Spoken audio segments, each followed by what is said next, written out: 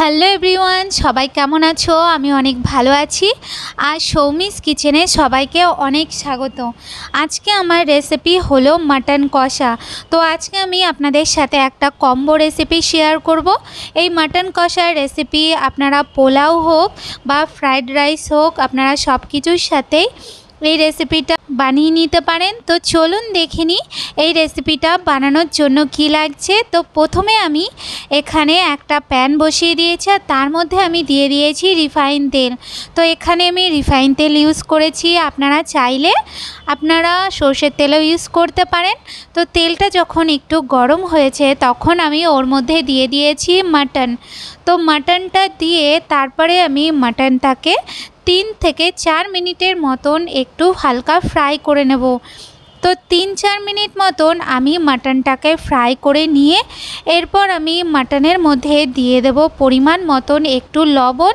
তো এখানে আমি লবণটা দিয়ে দিয়েছি আর আমি এখানে একেবারেই লবণটাকে দিয়ে দিলাম।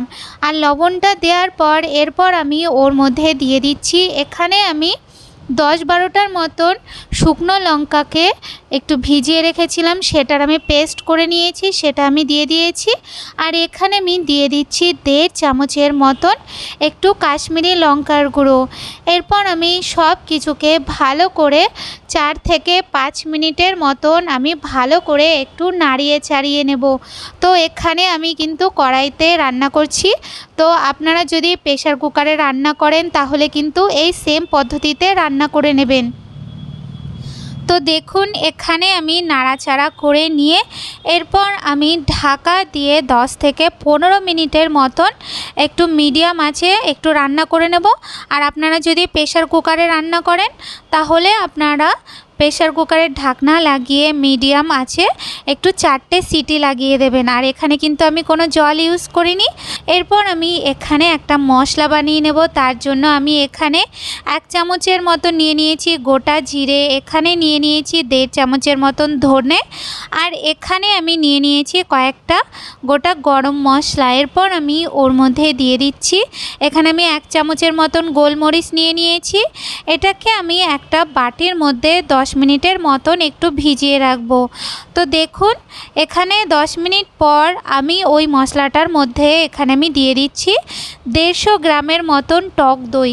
এরপর আমি এটার একটা পেস্ট বানিয়ে নেব। আর এই দিকে দেখুন আমার 15 মিনিট হয়ে গেছে। এরপর আমি ঢাকনাটাকে তুলে নেব। ঢাকনাটাকে তুলে আমি মাটনটাকে একটু নাড়িয়ে চাড়িয়ে দেব। তো এখানে দেখতেই পাচ্ছেন যে মাটনটার থেকে কতটা জল বেরিয়ে এসছে। নাড়িয়ে চাড়িয়ে নিয়ে এরপর আমি মাটনটাকে নামিয়ে আমি গ্যাসের উপরে আমি এখানে আরেকটা প্যান বসিয়ে দেব। আর প্যানটা বসিয়ে দিয়ে এরপর আমি ওর মধ্যে দিয়ে দিচ্ছি আবার একটু রিফাইন তেল। আর রিফাইন তেলটা দিয়ে ওর মধ্যে আমি দিয়ে দেব 2টো তেজপাতা। আর তেজপাতাটা যখন একটু ফ্রাই হয়ে আসবে তখন আমি ওর মধ্যে দিয়ে দেব, এখানে আমি 5টা মিডিয়াম সাইজের পেঁয়াজ কুচি করে নিয়েছি, সেটা আমি ওর মধ্যে দিয়ে দেব।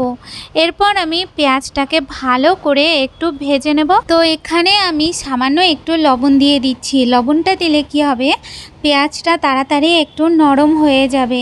তো এই যে দেখুন এখানে আমার পেঁয়াজটা ভাজা হয়ে গেছে। এই সময় আমি ওর মধ্যে দিয়ে দেব, এখানে আমি 1 চামচের মতন আদা আর 3 চামচের মতন রসুনের পেস্টটাকে একসাথে মিশিয়ে রেখেছিলাম, সেটা আমি ওর মধ্যে দিয়ে এরপর আমি ওর মধ্যে দিয়ে দেব পরিমাণ মতন একটু হলুদ গুঁড়ো। হলুদ গুঁড়োটা দিয়ে এরপর আমি ভালো করে মশলাটাকে পেঁয়াজের সাথে একটু মিশিয়ে নেব। তো এখানে আমি মশলাটাকে ততক্ষণই কষাবো যতক্ষণ না মশলাটার থেকে তেল ছেড়ে দিচ্ছে। মশলার থেকে যখন তেলটা ছেড়ে দেবে তখন আমি ওর মধ্যে দিয়ে দেব যে দই আর মশলাগুলো আমি একসাথে পেস্ট করে নিয়েছিলাম, সেই পেস্টটা আমি মশলার মধ্যে দিয়ে এরপর আমি ভালো করে আরও 2 থেকে 3 মিনিটের মতন একটু মশলাটাকে কষিয়ে নেব। তো এই যে দেখুন এখানে মশলাটাকে আমি ভালো করে কষিয়ে নিয়েছি আর মশলাটার থেকে তেল ছাড়াও শুরু হয়ে গেছে।